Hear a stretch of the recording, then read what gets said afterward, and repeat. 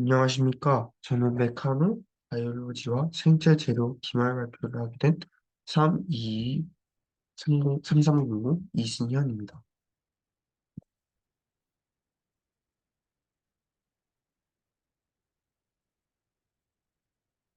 네. 제가 발표할 논문은 Tissue cells feel and respond to the stiffness of their substrate입니다. 해석을 하자면 이제 조직 세포들은 이제 그 기질의 stiffness에 이제 반응을 한다는 것입니다. 네. 이것은 Material and Biology라는 유명한 논문지에서 어, 에, 어, 에 나온 논문입니다. 네, 이 논문을 간단하게 요약을 해보도록 하겠습니다. 네, 티슈 셀들은 극약 의존적입니다. 이게 무슨 뜻이냐면 이제 플루이드나 그러니까 액체 상태나 기체 상태에서는 존재를 못하게 됩니다. 생존을 못하게 되고 고체 표면에 부착을 해야만 살 수 있는데 이제 고체 표면이 유리처럼 단단할 수도 있고 또는 매우 말랑말랑한 표면에 달라붙을 수도 있습니다. 네, 이럴 때 제 티슈 셀들은 기질의 매트릭스 스티프니스 정도의 반응을 하게 됩니다. 네, 그래서 이제 좀 더 들어가 보면 로코 매트릭스 스티프니스 정도가 이제 조직세포의 발달, 분화, 그리고 질병, 재발생 등에 대한 정보를 제공한다는 것입니다. 그래서 제가 이러한 특성이 왜 치과와 관련이 있을까를 생각해 보았을 때 아무래도 저희 구강만 봐도 이처럼 단단한 구조가 있을 것이고, 또 그 잇몸처럼 매우 말랑말랑한 부분이 있을 것입니다. 이럴 때 저희가 생체 재료를 쓰이는 경우가 되게 많잖아요. 예를 들면은, 뭐, 레진, 제일 간단한 게 레진 같은 경우도 있고, 뭐, 좀 더 들어가 보면 뭐, 임플란트 같은 것들이 있는데, 이제 이런 것들이 저희 이 구강에 있는 세포들과 주식세포가 이제 결합을 하게 되었을 때, 이것이 어떻게 분화할지, 또 발달할지, 질병이 또 발생할 수 있고, 또 어떻게 재발생을 할지 등이 매우 중요하기 때문에 이 논문이 치과 의사적으로 봤을 때도 매우 중요한 논문이라고 생각합니다. 논문을 요약하자면, 네, 매트릭스가 이제 소프트 매트릭스와 스티프 매트릭스로 나누어서 기본적으로 이제 그 각각의 환경에 조직 세포가 이제 어떻게 반응을 하는지를 이제 설명하게 됩니다. 네. 여기서만 봐도 이제 소프트 매트릭스와 스티프 매트릭스가 따라서 이 adhesion 그리고 사이토스켈레톤 그리고 differentiation 그러니까 이제 어 사이토스켈레톤이나 아니면 뭐 분해되는 거 이렇게 여러 가지 측면에 따라서 측면에 따라서 이제 각각이 어떤 반응을 보이는지를 이 논문에서는 얘기하고 있습니다. 네. 이제 여기서 제가 아까 말한 그 소프트와 스티프한 그 정도를 어떻게 측정할 것이냐라고 보았을 때는 이제 기지의 스티프니스가 워낙 단단하고 말랑한 것, 또 토포그래피와 두께 같은 다양한 기준들이 있기 때문에 이것을 저희가 그냥 비교하기에는 너무나 고려할 것들이 많습니다. 그래서 저희가 기본적으로 간단한 기준의 정확성을 파악하는 척도를 1이라는 것을 기준으로 이 스티프니스를 나타냅니다.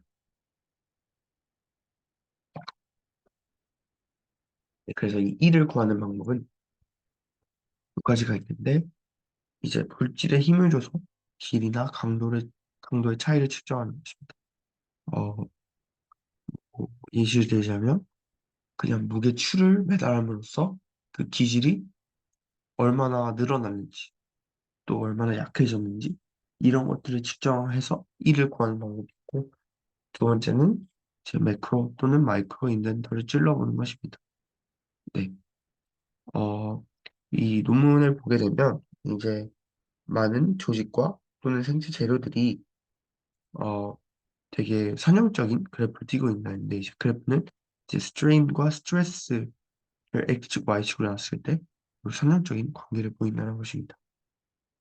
네, 이것이 무엇을 뜻하냐면 어, 저희가 E라는 척도를 알게 되었을 때 stress 또는 이제 strain 이 두 가지 척도 중 하나만 알게 되더라도 그러니까 즉 E, 스트레스, strain 이렇게 세 가지 중에 두 가지만 알게 되더라도 나머지 한 개를 어느 정도 알 수 있다는 거죠.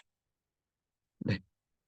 그래서 이 선형적인 관계라는 게 물론 모든 재료들이 다 그런 건 아니지만 어, 이제 선형적인 관계의 재료를 찾게 되었을 때는 저희가 매우 스트레스, 스트레인과 이 세 가지 중에 세 가지를 다 모르더라도 이 세 가지에 대한 정보를 다 알 수 있고 이제 그래서 E라는 걸 알았을 때 다양한 재료들이 어떤 이제 단단함과 말랑함 또 토포그래피와 두께가 매우 다르더라도 스트레스와 스트레인에 대한 정보를 어느 정도 알 수 있기 때문에 E가 되게 유용한 척도라고 생각합니다. 네.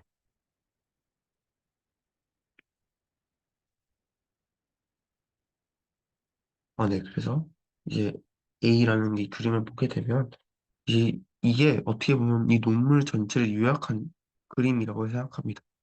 왜냐하면 이 그림을 보게 되면 이제 피지컬 시그널링에서 substrate stiffness 정보가 이제 topographic cues와 그리고 cell stretch, shear 등등의 방면으로 이제 outside in signaling을 하게 됩니다. 즉 바깥에서 안쪽으로 이러한 신호를 주게 되는데 이것이 이제 생리학적으로 봤을 때 뭐 칼슘 이온 농도가 증가함으로써 뭐 컨트랙틸리티나 아니면 뭐 RH 키네이스, 글로벌 HO, 프론토 렉 뭐 이렇게 다양한 반면으로 영향을 줄 수 있게 됩니다. 즉 이것이 조직세포의 의미에선 아까 말한 반응이 되겠죠.